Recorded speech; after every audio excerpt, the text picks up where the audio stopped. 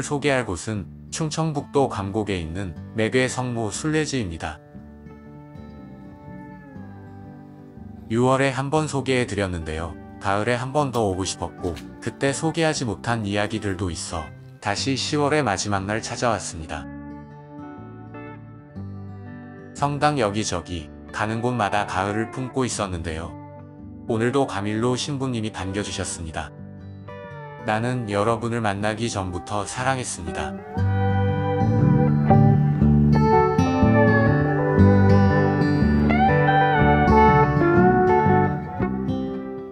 매괴성모 순례지 성당은 1896년 설립되어 내년이면 130년이 되는 역사를 간직하고 있는 성당인데요.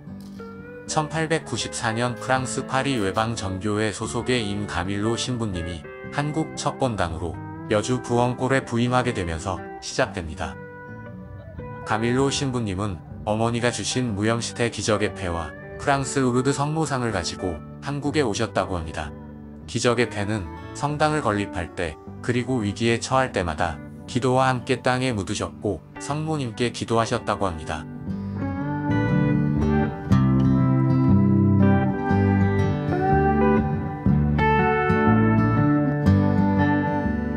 지금의 성당은 1930년에 지어진 건물인데요. 성당 안으로 들어가 볼까요?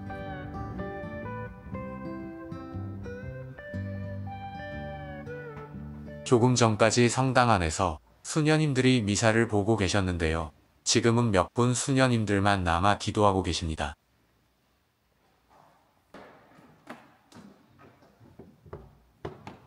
스테인드 글라스 사이로 해가 들어오는 조용한 성당은 여전히 아름다웠고 제대위 성모님이 이 모든 것을 품어주고 계셨습니다.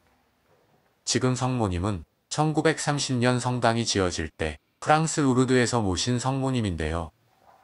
1950년 한국전쟁 당시 수모를 겪게 됩니다.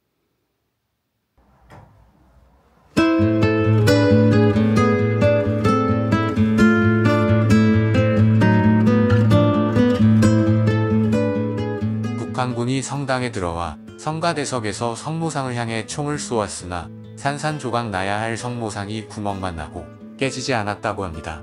성모상을 직접 부수기 위해서 망치를 들었는데 눈물을 흘리며 환한 빛을 비추었고 북한군이 놀라 도망쳤다고 합니다.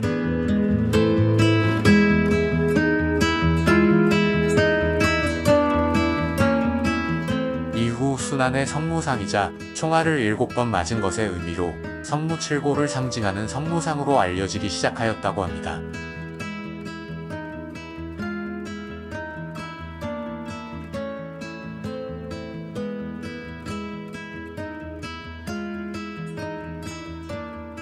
성당 왼편에는 가밀로 신부님의 유해실과 성녀 소호와 데레사 동상이 나란히 옆에 있었는데요. 두 분의 인연을 말해주는 것 같았습니다.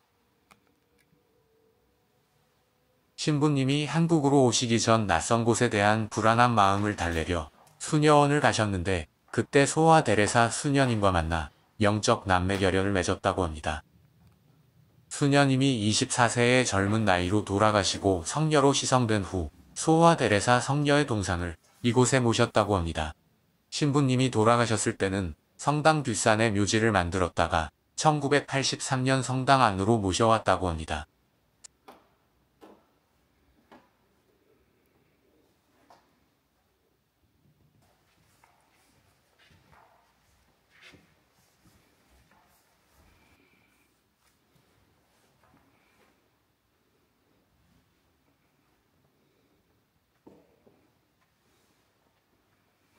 제대 오른쪽에는 김대건 신부님 동상과 유해가 있습니다.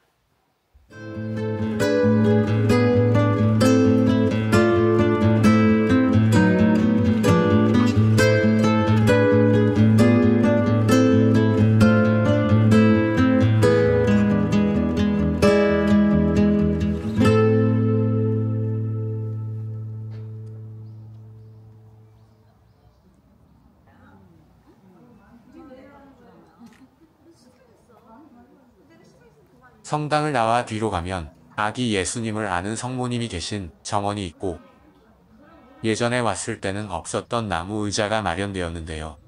순례자들이 여유롭게 쉬어갈 수 있는 공간을 마련해 주었습니다.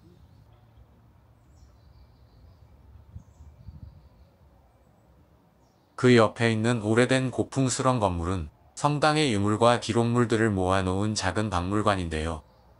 1934년 사제관으로 설립되어 사용되었던 곳으로 감곡 성당의 역사를 볼 수 있습니다. 이 건물 3층 다락방에는 어른들은 고개를 숙여야 움직일 수 있는 작고 아늑한 성체 조배실이 있습니다. 잘 모르셔서 그냥 지나치실 수 있는데요. 꼭 들리시기 바랍니다.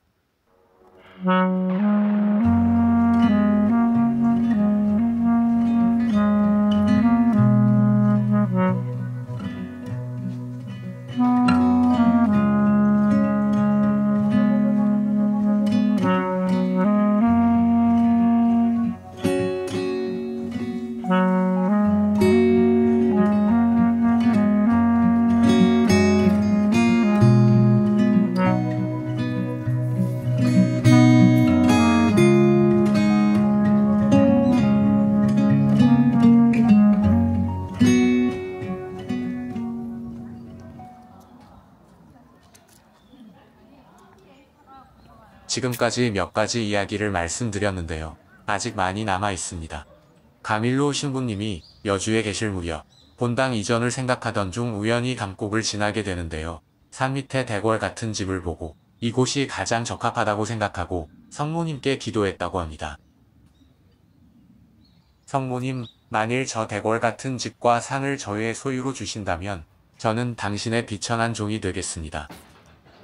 그리고 그 주보가 매개 성모님이 되실 것입니다. 1896년 우여곡절 끝에 이 소원이 이루어지고 묵주기도 성어린 10월 본당이 설립됩니다. 매괴는 묵주와 관련이 있는 뜻인데요. 본래 중국어로 장미꽃을 의미하지만 천주교에서는 묵주, 로사리오의 옛말로 사용되어 왔다고 합니다. 그 의미를 담아 10월 묵주기도 성월에 맞춰 성전이 봉헌됩니다.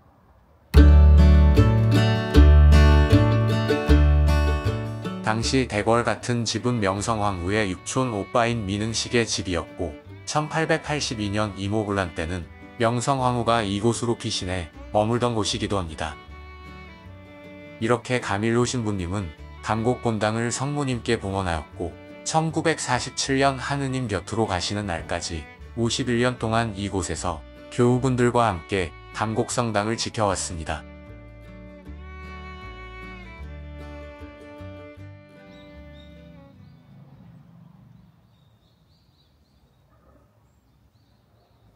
저 언덕으로 가면 경당과 성무광장이 있는데요. 올라가 볼까요? 지금은 성무광장이 된 이곳에 대한 일화가 있습니다.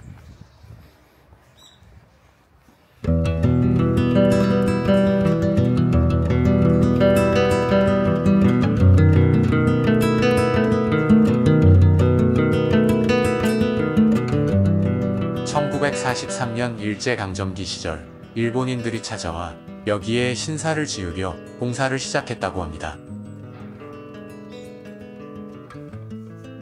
가밀로 신부님은 이를 막기 위해 기적의 패를 묻고 약속하셨다고 합니다. 이 공사를 중단하게 해주시면 이곳을 성모님께 봉헌하겠습니다.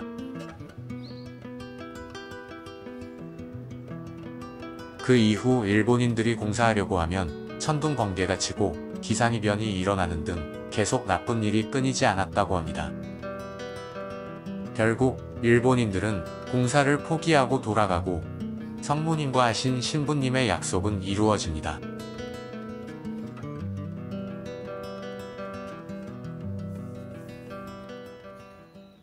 (1955년 8월 15일) 성모승천 대축일에 성모님께 봉헌되었고 2018년 성당 설정 122주년이자 100회차 감곡 성체 현양대회가 있는 날 지금 보시는 매괴 성모 동굴이 완성되었다고 합니다. 성모님 아래 쓰여있는 글자가 늘 궁금해서 이번에 찾아보았는데요. 프랑스어 방언으로 나는 원죄 없이 잉태된 자라는 뜻으로 무염시태의 뜻입니다.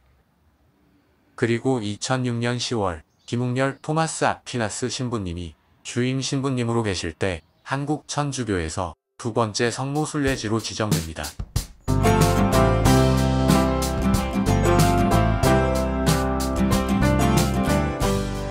당시 로마 성모 대성전의 대사제였던 버나드 프랜시스로 추기경님은 이곳을 로마 대성전과 영적 유대로 결합된 성모 순례지로 인증하게 됩니다. 1991년 10월 남양성 모성지가 첫 번째로 지정되었는데요. 15년 만에 이루어지는 뜻깊은 순간이었을 것 같습니다. 이렇게 로마 교황청에 보낸 서신들과 한국 천주교에 대한 사랑이 모여 우리가 지금 이곳 성모 순례지에 찾아와 은총과 위로를 받고 돌아갈 수 있는 건 아닐까요?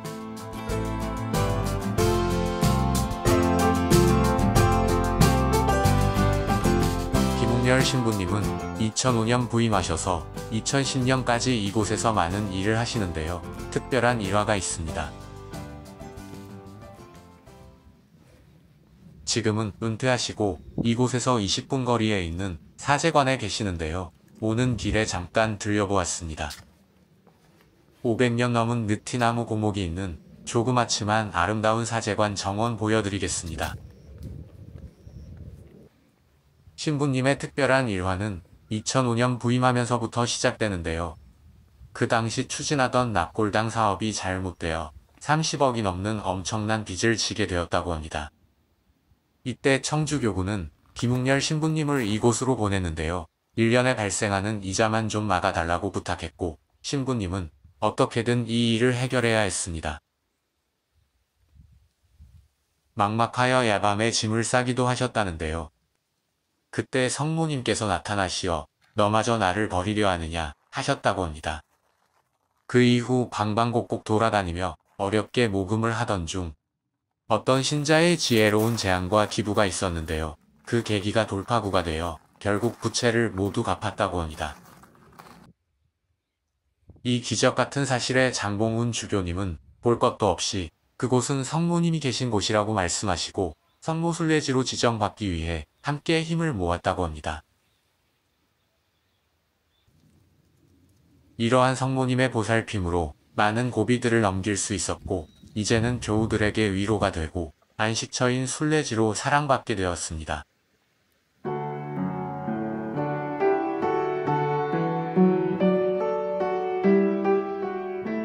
신부님 사제관 이름은 힐링피스 가든입니다.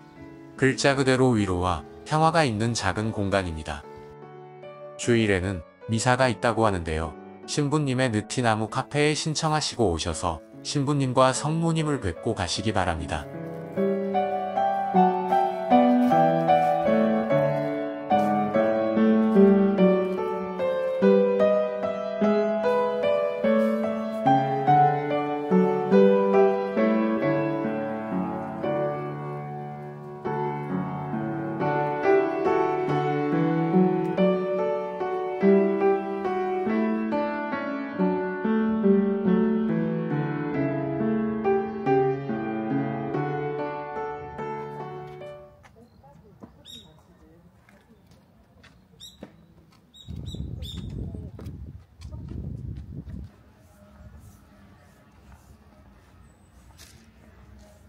다시 매괴 성모 순례지로 왔는데요. 성모 동굴 뒤편으로 가면 십자가의 길이 시작되는 언덕이 있습니다.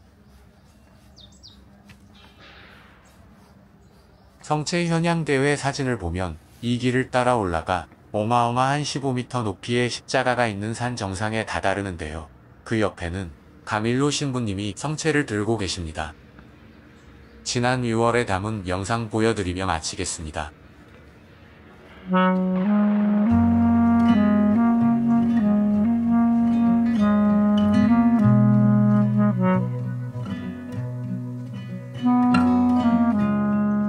다시 찾은 매괴 성모 순례지지만 여전히 아름답고 소중한 곳이라는 생각이 듭니다.